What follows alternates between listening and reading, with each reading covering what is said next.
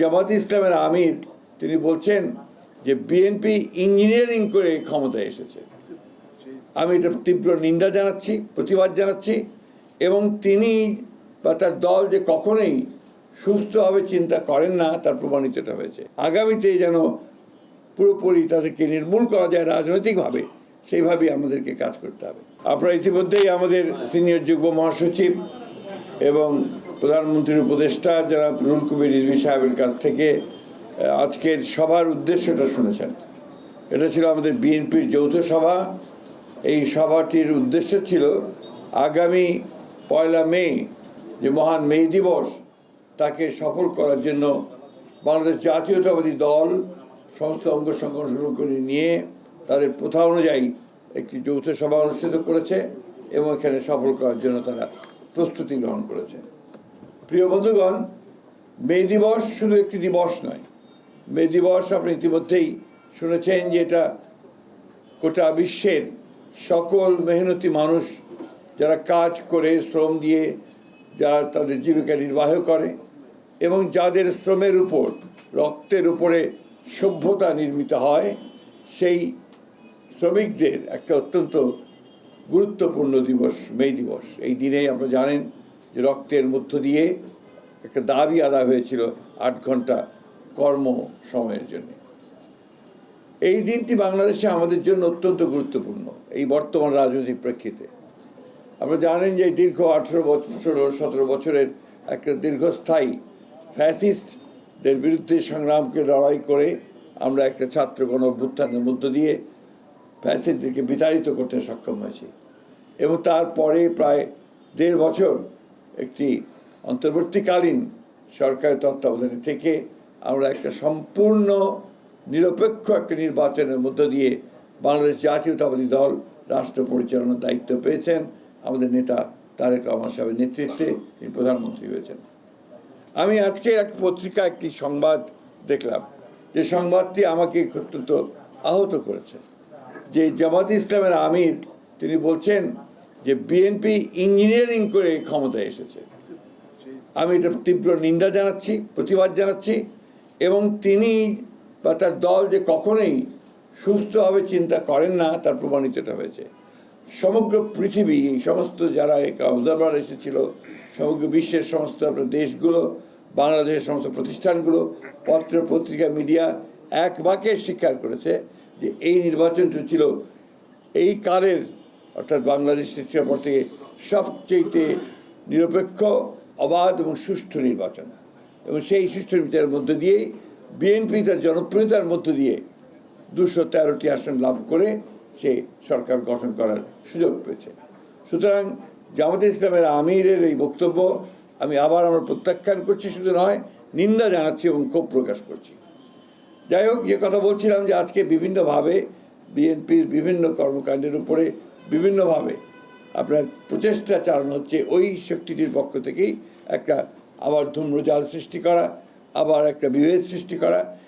আমরা 5ই আগস্টের পরে যে সুযোগ পেয়েছি বাংলাদেশে গণতন্ত্রকে প্রাতিষ্ঠানিক রূপ দেওয়ার, সেই প্রচেষ্টাকে নষ্ট করে দেওয়া, সুযোগকে নষ্ট করা, আবার একটা ফ্যাসিস্ট শাসনের পায়তারা তারা করছে কিনা সেটা আমাদেরকে চিন্তা করতে হবে, দেশবাসীকে চিন্তা করতে হবে। ভিন্নভাবে দেশকে আবার স্বৈরাচারের মধ্যে তারা নিতে চায় কিনা সেটাও আমাদেরকে চিন্তা করতে হবে। এবং তাদের যে অতীত ইতিহাস, সেই ইতিহাস আমরা সবাই খুব ভালো করে জানি। সেই কারণেই সমগ্র জাতি অত্যন্ত সচেতনভাবে তাদেরকে প্রত্যাখ্যান করেছে এবং আগামীতে যেন পুরোপুরি তাদেরকে নির্মূল করা যায় রাজনৈতিকভাবে, সেইভাবেই আমাদেরকে কাজ করতে হবে। সেই কারণেই এই 1 মের যে সমাবেশটি এখানে অনুষ্ঠিত হবে আমাদের পার্টি অফিসের সামনে দুপুর 2টায়, না নামাজের পরেই এই সমাবেশে প্রধান অতিথি হিসেবে উপস্থিত থাকবেন আমাদের দলের চেয়ারম্যান এবং বর্তমানে বাংলাদেশের সবচেয়ে জননন্দিত প্রধানমন্ত্রী জনাব তারেক রহমান। সুতরাং এই সভাটিকে সফল করার জন্যে আমরা দলের পক্ষ থেকে সর্বাত্মক প্রচেষ্টা গ্রহণ করেছি। বাংলাদেশের মানুষের কাছে আমাদের আবেদন থাকবে যে তারা এই দিবসটি যথাযথ মর্যাদার সঙ্গে পালন করবেন। প্রত্যেকটি ইউনিটের আমাদের জেলা এবং উপজেলা ইউনিটগুলোতে একইভাবে নির্দেশ দেওয়া হয়েছে, তারা সেইভাবে তারা এই দিবসটি পালন করবেন। আমরা ঢাকাতে এই দিবসটিকে একটা উৎসবের দিন এবং একই সঙ্গে রাজনৈতিক শপথ গ্রহণ করবার দিন হিসেবে আমরা এটাকে নিতে চাই, যাতে করে আমরা ভবিষ্যতে আমাদের রাজনীতিকে আরও বেগবান করতে পারি। আপনাদের সকলকে আজকে উপস্থিত হওয়ার জন্য আমি আন্তরিকভাবে ধন্যবাদ এবং কৃতজ্ঞতা জানাচ্ছি। আসসালামু আলাইকুম। এর বাইরে প্রশ্ন করা যাবে না।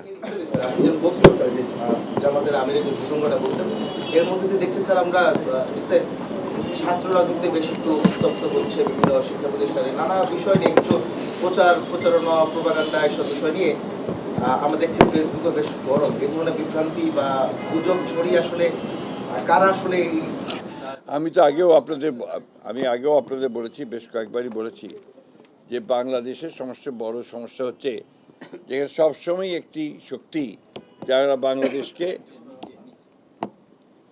এখানে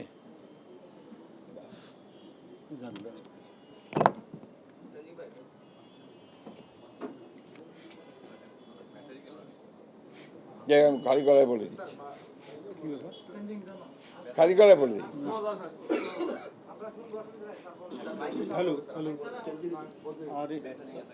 আচ্ছা, আমি খালি গলায় বলি।